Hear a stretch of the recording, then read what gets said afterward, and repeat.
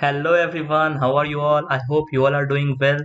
और आज के इस लेक्चर में हम एक न्यू सेक्शन की शुरुआत करने वाले हैं जिसमें हम देखेंगे ऑपरेटर्स के बारे में, एक्सप्रेशंस के बारे में। तो आज का ये टॉपिक जो है ये ओवरव्यू है ऑपरेटर्स का और एक्सप्रेशन का। लेकिन नेक्स्ट लेक्चर में हम हर एक ऑपरेटर्स को देखेंगे, relational operator, logical operator, bitwise operator. तो इस तरह के सारे ऑपरेटर्स को देखेंगे और फिर हम उस पर कुछ चैलेंजेस भी करेंगे। तो अब से जो आपका मेन इंपॉर्टेंट प्रोग्रामिंग का जो कॉन्सेप्ट है वो सब आना शुरू हो चुका है। तो अब आप फंडामेंटल से थोड़ा आगे बढ़ रहे हैं और धीरे धीरे इस कॉन्सेप्ट से आप अपने प्रॉब्लम्स को सॉल्व करने में हेल्प लेंगे।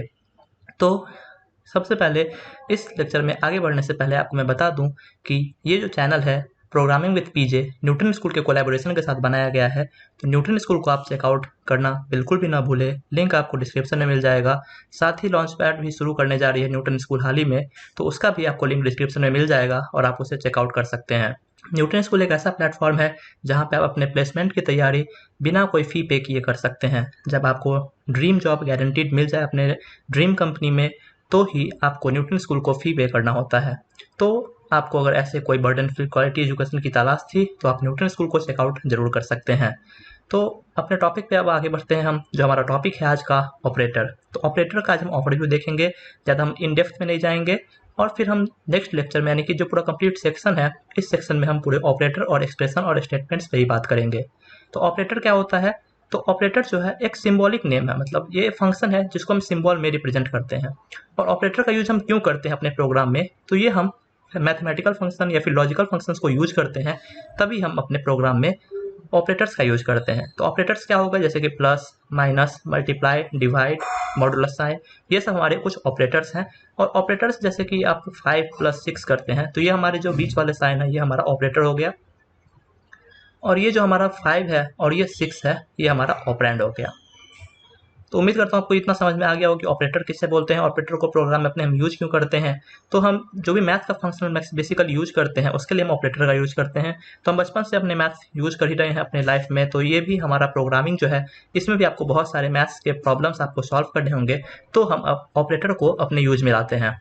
Operators are pre defined in C, तो इसको सी में प्री डिफाइंड किया गया है। आपको अलग से मतलब नहीं बताना होगा कि 5 + 6 का क्या मतलब है। कंपाइलर समझ रहा है कि हम 5 + 6 का मतलब यहाँ पे हम ऐड करना चाह रहे हैं। 5 मल्टीप्लाई अगर 6 होता है यहाँ पे, तो वो कंपाइलर अपने आप समझ जाता है कि यहाँ पे 6 × 5 हम करना चाह रहे हैं। तो इस तरह से ये प्री डिफाइंड है सी लैंग्वेज में, तो हमें एक्सप्लिसिटली बताना नहीं पड़ता है कि इसका काम क्या है इस फंक्शन का। तो इस तरह से ये काम कर रहा होता है बिहाइंड द सीन्स। और most operators tend to be combined with the infix style. अब ये इनफिक्स स्टाइल क्या है? इनफिक्स स्टाइल यही जो सेम स्टाइल आप देख सकते हैं, बीच में आपका जो ऑपरेटर है और दोनों साइड से ऑपरेंड है, इस तरह के स्टाइल को हम इनफिक्स स्टाइल बोलते हैं। तो बेसिकली हम इसी टाइप के स्टाइल्स को यूज करेंगे अपने सी प्रोग्राम में। और logical operators sometimes called a Boolean operator. तो लॉजिकल एक ऑपरेटर होता है जो हम आगे पढ़ेंगे, लॉजिकल, रिलेशनल, बिटवाइज, ये सब। तो लॉजिकल ऑपरेटर एक ऐसा ऑपरेटर है जिसको हम बूलियन ऑपरेटर भी बोलते हैं। तो लॉजिकल ऑपरेटर या तो होता है यस या फिर नो, जैसा कि मैंने आपको स्टार्टिंग में बताया था कि बूलियन होता है या तो यस या फिर नो, या तो ट्रू या तो फॉल्स। तो ये बूलियन रिजल्ट देते हैं, यानी कि यस या फिर नो। अगर मैं आपसे पूछूं कि इज 5 > 6, तो आप या तो यस बोलोगे या फिर नो बोलोगे, इसमें आपको कुछ एक्सप्लेनेशन नहीं देना होगा। तो उसी तरह यहाँ पे बूलियन ऑपरेटर जो होता है ये सिर्फ यस या फिर नो में आंसर देता है और आउटपुट भी इसका यस या फिर नो में ही आता है। तो उस तरह से हम यूज में अपने लाते हैं अपने प्रोग्राम में। तो हम आपको प्रोग्राम में भी मैं आपको करके दिखाऊंगा, जब हम चैलेंजेस क्वेश्चंस में पहुंचेंगे तब मैं आपको दिखाऊंगा कि ये कैसे काम कर रहा होता है। An arithmetic operator is a mathematical function that takes 2 operand and perform a calculation on them. तो ये अरिथमेटिक ऑपरेटर जो हो गया, जो मैंने आपको यहाँ पे बताया, ये अरिथमेटिक ऑपरेटर एक टाइप से है। ये जो हमारा है 2 ऑपरेंड है और बीच में एक ऑपरेटर है, और ये दोनों अपना मिलकर काम करके हमें कुछ आउटपुट देगा 11। तो इस तरह से ये हमारा काम कर रहा होता है arithmetic operator. Other operator include assignment, relational, bitwise. तो ये हमारा रिलेशनल ऑपरेटर हो गया, ये बिटवाइज ऑपरेटर हो गया, ये सब हम देखेंगे इन डेप्थ में। एक असाइनमेंट होता है जो इक्वल साइन हुआ, तो ये भी हम देखेंगे अपने प्रोग्राम में आगे चल के। तो इस तरह के ऑपरेटर्स टोटल होते हैं जो हम यूज करते हैं अपने प्रोग्राम में। अब आगे हम देख लेते हैं एक्सप्रेशन और स्टेटमेंट को। तो एक्सप्रेशन क्या होता है, स्टेटमेंट क्या होता है, और इसमें डिफरेंसेस क्या होते हैं। तो ये बेसिकली आपको ज़्यादा यूज नहीं होगा अपने प्रोग्राम में, लेकिन बेसिक फंडामेंटल होने से आपका कॉन्सेप्ट क्लियर रहेगा और आप कोई प्रोग्राम में देख के समझ सकते हैं कि ये स्टेटमेंट है या एक्सप्रेशन है। तो हम पहले देख लेते हैं statements form the basic program steps of C and most statements are constructed from expression. जितने भी आपको स्टेटमेंट दिखेंगे सारे आप एक्सप्रेशन से मतलब वो क्रिएट होते हैं। An expression consist of a combination of operators and operate. तो एक्सप्रेशन जो है ये आप सभी एग्जांपल है एक्सप्रेशन का, तो इसमें आप देख सकते हैं जो भी एक्सप्रेशन है तो ऑपरेटर ऑपरेंड से मिलकर बन रहे होते हैं। तो इस तरह के जो स्टेटमेंट्स हैं सारे एक्सप्रेशन होते हैं। Operands can be constant, variable और कॉम्बिनेशन ऑफ टू। जो हमारा ऑपरेंड है वो कांस्टेंट भी हो सकता है, वेरिएबल भी हो सकता है। तो कांस्टेंट कैसे, जैसे कि मैं 5 + 6 किया तो ये कांस्टेंट हमारा हो गया। लेकिन वही मैं अगर इंट num1 = 5 कर दूं, इंट num2 = 6 कर दूं और यहाँ पे मैं करूँ num1 + num2, तो ये हमारा num1 + num2 जो मैं यहाँ पे करूँगा तो ये हमारा हो जाएगा वेरिएबल का सम। तो इस तरह से मैं कैसे भी कर सकता हूँ, नहीं तो मैं ऐसे भी लिख सकता हूँ num1 + 6। तो ये हमारा क्या हो गया, ये सिर्फ कांस्टेंट का कॉम्बिनेशन है, ये सिर्फ वेरिएबल का कॉम्बिनेशन है, ये कांस्टेंट और वेरिएबल दोनों का कॉम्बिनेशन है। तो इस तरह से हमारा ऑपरेंड्स जो है काम कर रहा होता है। या तो दोनों सेम ऑपरेटर, दोनों नंबर हो, वेरिएबल हो, कांस्टेंट हो, इससे कोई फर्क नहीं पड़ता है, बस दोनों इंटीजर होना चाहिए जिससे पे वो काम कर सके। मैं 5 प्लस कोई नेम करूँगा तो उसका कुछ मतलब नहीं है। तो इस तरह से हम सिर्फ नंबर को ऑपरेटर्स में लाते हैं। Every expression has a value, और हर एक एक्सप्रेशन का कुछ वैल्यू होता है। जैसे कि ये एक्सप्रेशन है, इसका कुछ वैल्यू आएगा, आउटपुट इसका भी कुछ वैल्यू आएगा। तो ये सब हम देखेंगे ऑपरेटर प्रेसिडेंस में, तो इसको कैसे कैलकुलेट करते हैं तो वो सब हम फ्यूचर में लेक्चर्स में देखेंगे। तो अभी आपको उतना ज़्यादा डेप्थ में नहीं जाना है, ये बस ओवरव्यू लेक्चर है हमारे इस नए सेक्शन का। तो यहाँ पे हम देख रहे हैं कि एक्सप्रेशन कैसे काम करता है, स्टेटमेंट कैसे काम करता है, ऑपरेटर्स कैसे काम करता है। तो ये सब कुछ एक्सप्रेशन है हमारे एक्सप्रेशंस के। अब बात कर लेते हैं स्टेटमेंट के बारे में। तो स्टेटमेंट क्या होता है, तो statements are the building block of a program, जिसको हम डिक्लेरेशन भी बोलते हैं। यानी कि डिक्लेरेशन भी जो हमारे जो करते हैं वो हमारा स्टेटमेंट है। यानी कि ये इंट नेम, ये हमारा एक डिक्लेरेशन है और ये हम इसको स्टेटमेंट भी बोल सकते हैं। तो ये हमारा स्टेटमेंट हो गया। और यहाँ पे ये जो था ये सब एक्सप्रेशन के एग्जाम्पल्स थे। अब ये आप देख सकते हैं, program is a series of statements with special syntax ending with a semicolon. यहाँ पे मैंने एंड किया है सेमीकोलन से, तो ये हमारा एक सिंपल स्टेटमेंट बन जाएगा। आप कोई भी स्टेटमेंट लाइन दिखे और वो एक सेमीकोलन से एंड होती प्रोग्रामिंग लैंग्वेज में, तो आप उसको स्टेटमेंट बोल सकते हैं। A complete instruction to the computer, ये कंप्यूटर को एक इंस्ट्रक्शन दे रहा होता है। जैसे कि यहाँ पे इंस्ट्रक्शन दे रहा है ये कंपाइलर को कंप्यूटर को कि एक इंट जो है डेटा टाइप, इस नाम से एक वेरिएबल क्रिएट करना है, इस डेटा टाइप का एक वेरिएबल क्रिएट करना है जिसका मतलब नेम होना चाहिए। तो ये एक इंस्ट्रक्शन दे रहा है और इस तरह से एक वेरिएबल डिक्लेयर हो जाएगा। डिक्लेरेशन स्टेटमेंट, अब कुछ स्टेटमेंट्स होते हैं जैसे कि declaration statement, assignment statement, function call statement, structure statement, return statement. तो उन सभी का एग्जांपल्स यहाँ पे आप देख सकते हैं। जैसे मुझे डिक्लेयर करना है तो इंट जेसन और सेमीकोलन, ये हमारा डिक्लेरेशन स्टेटमेंट हो गया। अब मुझे कुछ इसे असाइन करना है, तो जेसन = 5, तो जेसन को 5 वैल्यू असाइन हो चुका है। तो ये हमारा एक असाइनमेंट स्टेटमेंट हो गया। तो आपको ये देख के फर्स्ट टाइम में लगेगा, अगर आप न्यू है तो आपको लगेगा कि ये तो एक मुझे एक्सप्रेशन लग रहा है, लेकिन ये एक्सप्रेशन नहीं है, क्योंकि यहाँ पे आप देख सकते हैं सेमीकोलन के साथ भी एंड हो रहा है और ये बस असाइन कर रहा है वैल्यू को। तो ये हमारा असाइनमेंट स्टेटमेंट हो गया।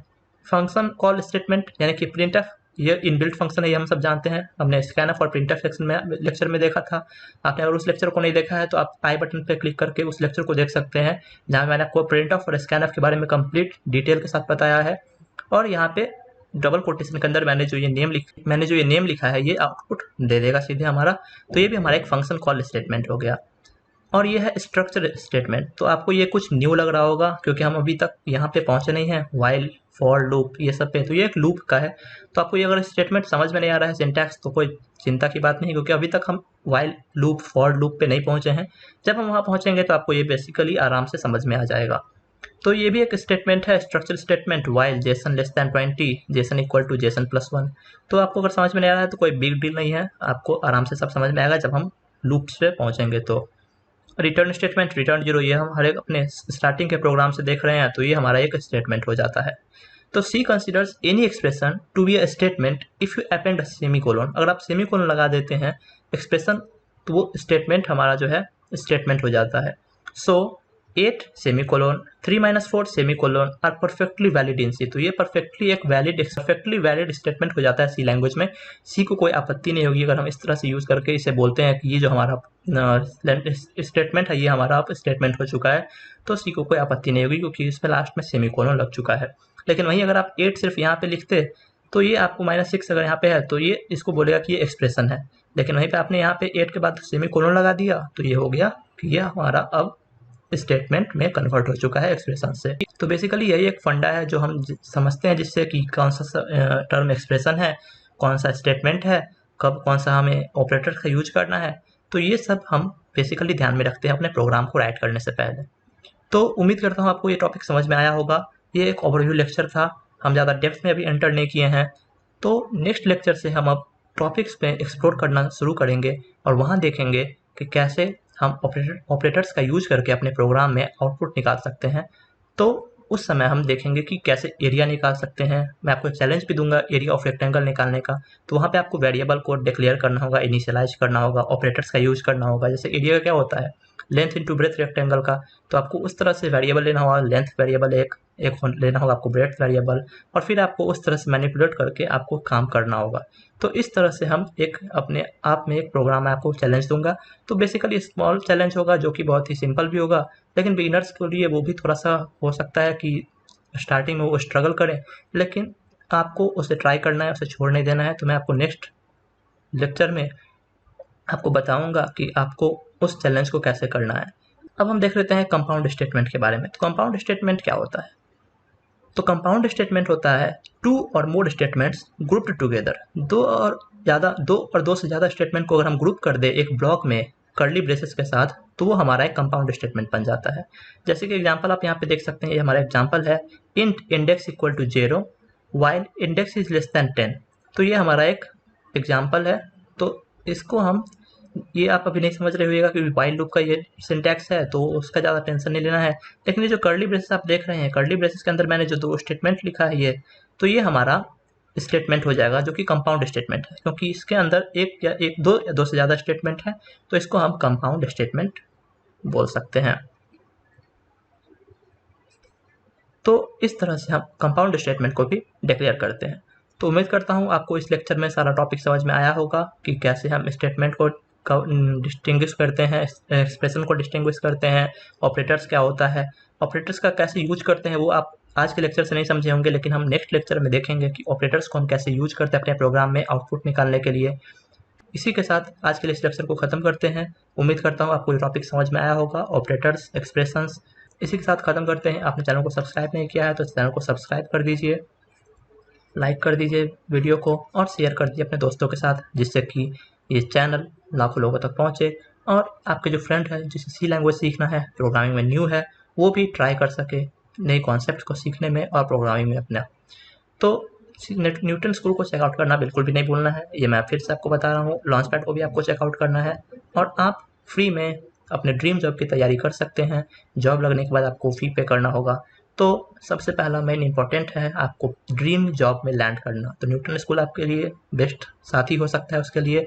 तो आपको चेकआउट करना बिल्कुल भी नहीं भूलना है। आपको कोई मेहनत नहीं करनी है, लिंक आपको डिस्क्रिप्शन में मिल जाएगा, जाके क्लिक कीजिए लिंक पे और न्यूटन स्कूल को चेकआउट कीजिए।